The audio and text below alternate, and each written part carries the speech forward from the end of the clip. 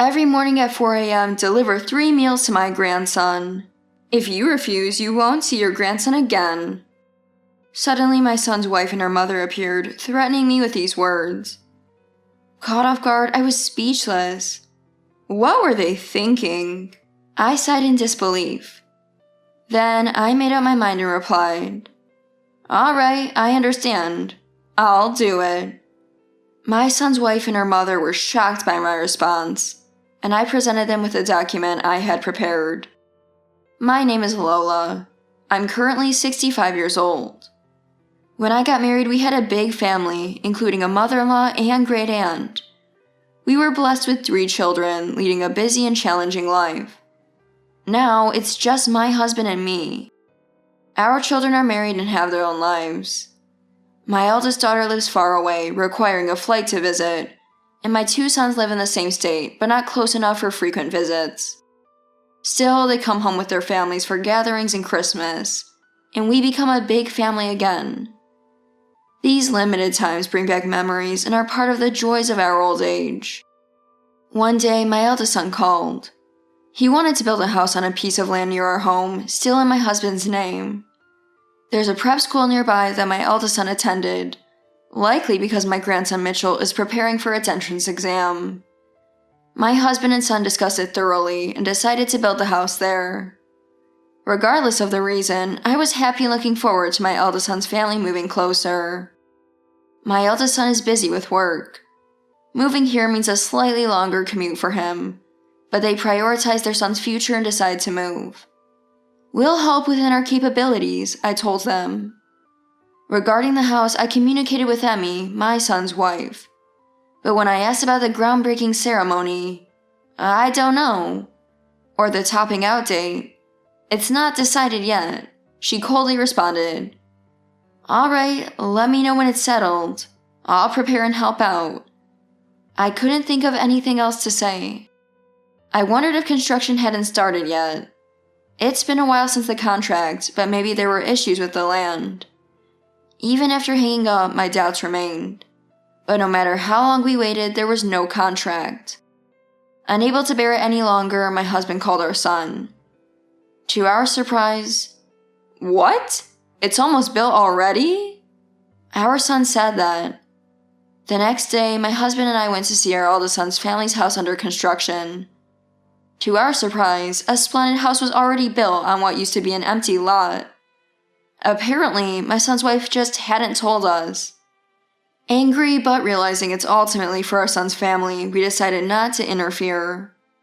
Still frustrated, I shared my feelings with my eldest daughter living far away. I told you Liam's family is building a house near us, right? Emmy didn't inform us about any progress.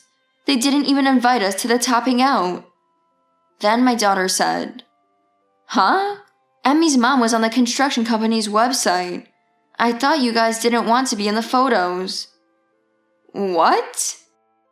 After hanging up, I checked the website my daughter mentioned. There was a photo of my son's family and Emmy's parents with the caption, "Why family residence topping out? Congratulations." Indeed, Emmy had told me, "It's not decided, I don't know," when I asked. But she celebrated with her parents without us. I closed the website trying to hide my sadness. Emmy's parents live in the neighboring state, so they were invited for the rare occasion. I understand that, but we wanted to be included too. That's all. Our son's house was completed, leaving a lingering discomfort in our hearts. Even about the moving day, Emmy was evasive. I don't know. But after my husband contacted our son, we found the date. "If you have time, could you help with the move?" my son asked. Happy to be asked, I of course agreed. Later, I asked Emmy about the time. Her answer was vague. We're moving in the morning, so maybe 1 or 2 p.m. 3 p.m. is fine too." The time was uncertain. "So I'll come after 2 p.m. I don't want to arrive too early and add to the chaos if things are still scattered. Emmy might not know what to ask for help with. But any time is fine, but if that's what you want, then okay," she coldly replied. I was looking forward to them moving in, but it seems it won't be as I imagined. A few days later, the moving day arrived. My husband, unsure what to help with, stayed back, and I went alone to the new house just past 2 p.m. as planned. Emmy, who was curt on the phone, welcomed me when I arrived. "Hello, Lola." She came out of the house with a smile that wasn't at all unpleasant. "Hello, I came to help. I brought some snacks and drinks." I handed over the refreshments I bought and stepped into the new house for the first time. Breathing in the smell of new construction, I was greeted by a familiar voice. "You're late," said my son's wife's mother, appearing from the living room. "Hello," I replied, greeting her while pondering. Late? Had Emmy told only her mother to come early again? Feeling slighted, I tried to hide my irritation. But Emmy's mother, oblivious to my feelings, laughed, saying, "Moving is such hard work. I'm exhausted. It's been a while." She casually sipped coffee, glancing at the boxes. I could only respond with a wry smile. "Sorry for being late. What time did you start helping?" I asked casually. She laughed. "Helping? It's more like moving our stuff. Emmy insisted we do it ourselves." Her loud, unrefined laughter was jarring. I instinctively asked, "What?" "Mom, did you finish setting up your room? Hurry up." But just then, Emmy's voice drowned out mine. Before I could ask again, I realized that was the answer. Unbelievable! Emmy's mother, it seemed, was moving into the house on our land without any consultation. Really, shouldn't there have been at least some discussion about it? I couldn't even muster a smile at this point. Left without a tour of the house and suddenly learning this news, I couldn't be in a good mood. Well, this is a nice place. By the way, has Mitchell finished setting up his room? Emmy's mother continued chatting, coffee in hand. I couldn't bring myself to respond. I just nodded along with a polite smile and headed to the kitchen, where untouched dishes lay. I silently started washing the dishes next to Emmy's mother, who was all talk and no action. After the house and the moving saga, I decided to keep a distance from my eldest son's family. The moving process had left a bitter taste, and things I hadn't noticed from afar became apparent now that we were neighbors. I could compromise with Emma prioritizing her mother, but that didn't justify treating us, her in-laws, with such indifference. My grandson got into the local prep school, but Emmy's mother attended the entrance ceremony with them. They went out for a meal afterward, and we weren't even invited. If I knew it would be this upsetting, I would have preferred not to get involved. But for better or worse, my son's wife didn't seem to think the same. And one day, sometime after this happened, the doorbell rang. Standing there was my son's wife and her mother. "Hello? What brings you here?" I was surprised by their sudden visit. Excitedly, they said, "Lola, you must be bored every day, right? Can you deliver 3 meals for our grandson every morning at 4 a.m.? What? I couldn't comprehend their sudden request and couldn't respond immediately. But my son's wife's mother added more pressure. "Both Emmy and I are too busy to prepare meals for Mitchell. If he's important to you, you'll agree, right? If you refuse, we'll get a divorce and you won't see your grandson again." "That's a great idea." The two of them burst into laughter. Stunned and unable to speak, they continued to threaten me. I had reached my limit. Even when I tried to keep my distance, this happened. If this is what it takes to avoid further distress, I must really cut ties. "All right, I understand. Here you go, the divorce papers." I calmly said this and handed them the divorce papers I had prepared, which were at the entrance. "What?" "Divorce, right? My son told me to get them ready, just in time."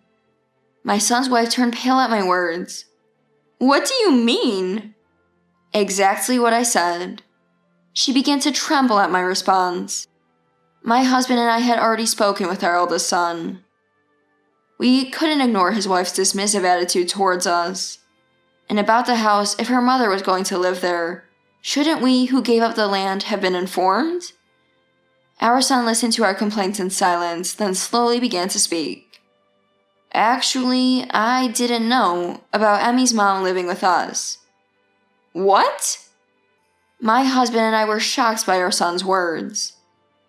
Turns out Emmy's mother had moved in after discussing it only with her daughter, and she claimed to have informed us about the topping out in the recent entrance ceremony.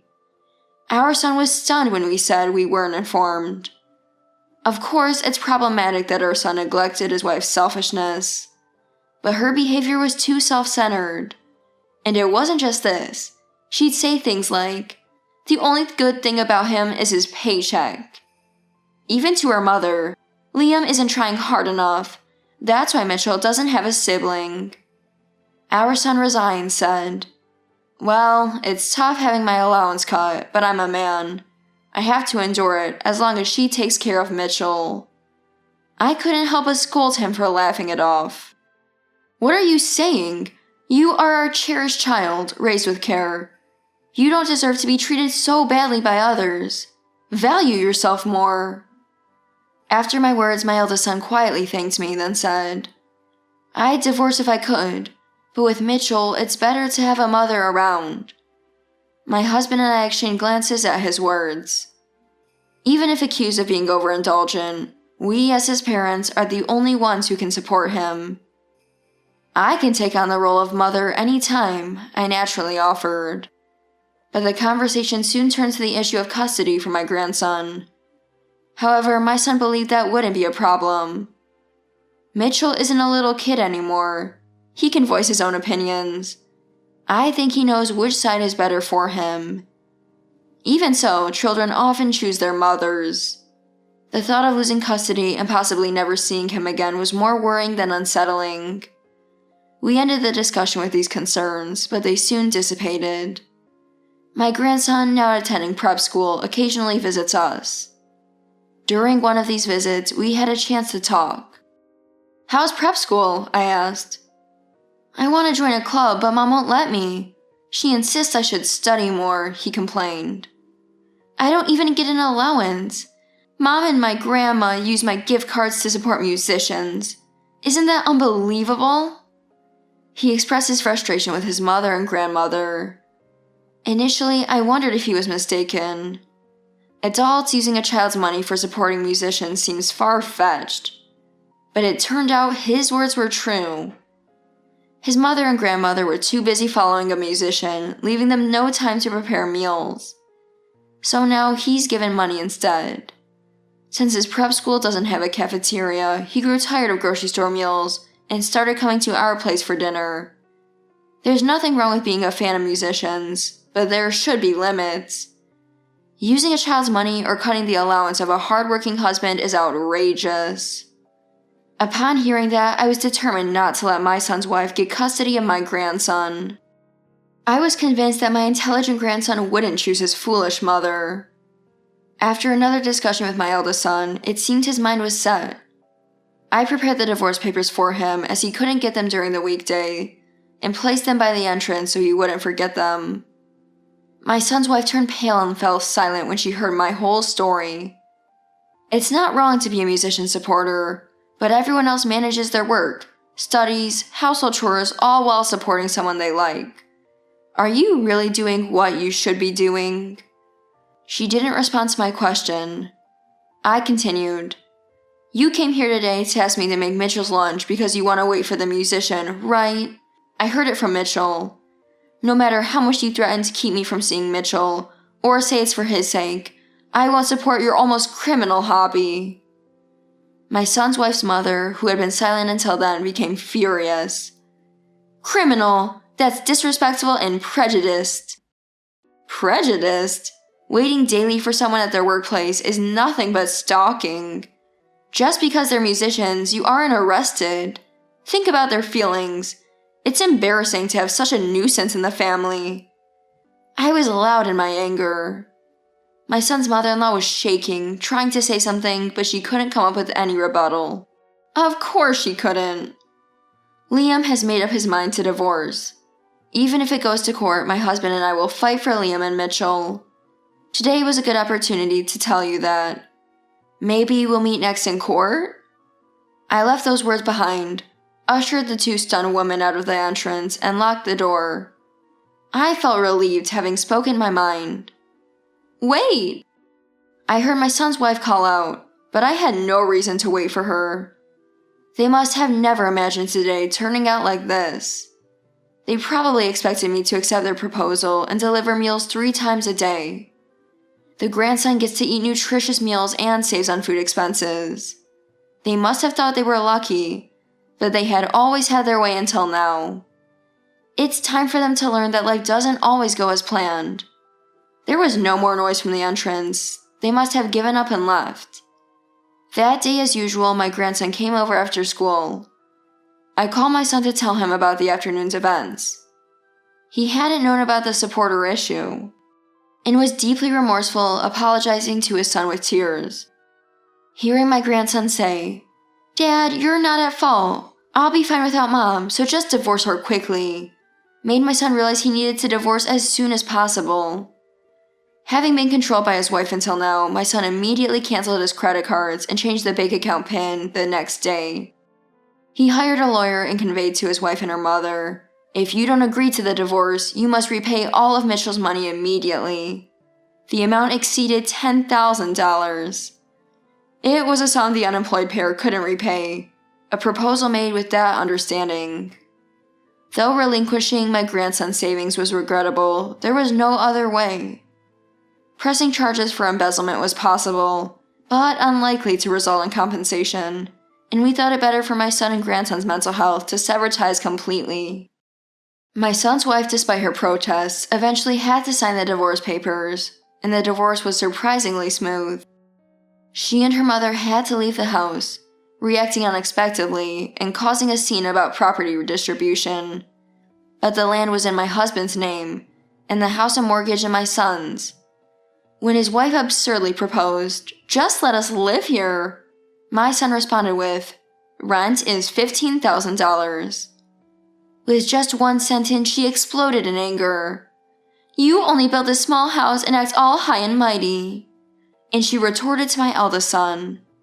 My grandson retorted, "At least he built a house, unlike you." My son couldn't help but laugh, happy to have his son's support. "You can keep your lives," his wife spat bitterly. But who was really being abandoned?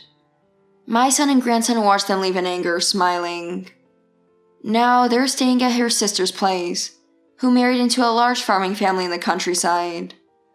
Life will surely be tough for them, and finding work in the countryside isn't easy.